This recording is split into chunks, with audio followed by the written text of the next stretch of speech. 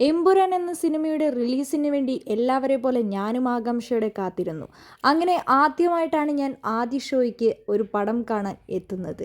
അങ്ങനെ എല്ലാവരുടെയും കൂടെ നിന്നാണ് ഞാൻ ആ പടം കണ്ടത്. എല്ലാവരും എമ്പുരാനെ എമ്പുരാനെ എന്ന് ഉയർന്ന സ്വരത്തിൽ വിളിക്കുമ്പോൾ ഞാൻ മാത്രം തമ്പുരാനെ തമ്പുരാനെ എന്നാണ് വിളിച്ചത്. ഈ പടത്തിന് ഒരുപാട് കഠിന പ്രയത്നം ചെയ്തിട്ടുണ്ട്. അതെനിക്ക് നന്നായിട്ടറിയാം. ഞാൻ മോഹൻലാലിൻ്റെയും പൃഥ്വിയുടെയും ആൻ്റണി പെരുമ്പാവൂരിൻ്റെയും അതുപോലെ തന്നെ പ്രയത്നത്തിൻ്റെ ഫലം തന്നെയാണ് എമ്പുരാൻ വലിയ വിജയത്തിലേക്ക് കടക്കുന്നതും. ലൂസിഫറിനേക്കാൾ ദൈർഘ്യമുള്ള പടം തന്നെയാണ് എമ്പുരാൻ. എൻ്റെ സുകുമാരേട്ടൻ ഇത് കാണുന്നുണ്ട്. ഇതെന്തായാലും കാണുമെന്ന് ഞാൻ ഉറച്ചു വിശ്വസിക്കുന്നു. അദ്ദേഹത്തിന് ഒരുപാട് സന്തോഷമാകും. എന്താണെങ്കിലും ഇനിയും ഒരുപാട് ഉയരങ്ങളിലെത്താൻ പൃഥ്വിന് കഴിയട്ടെ.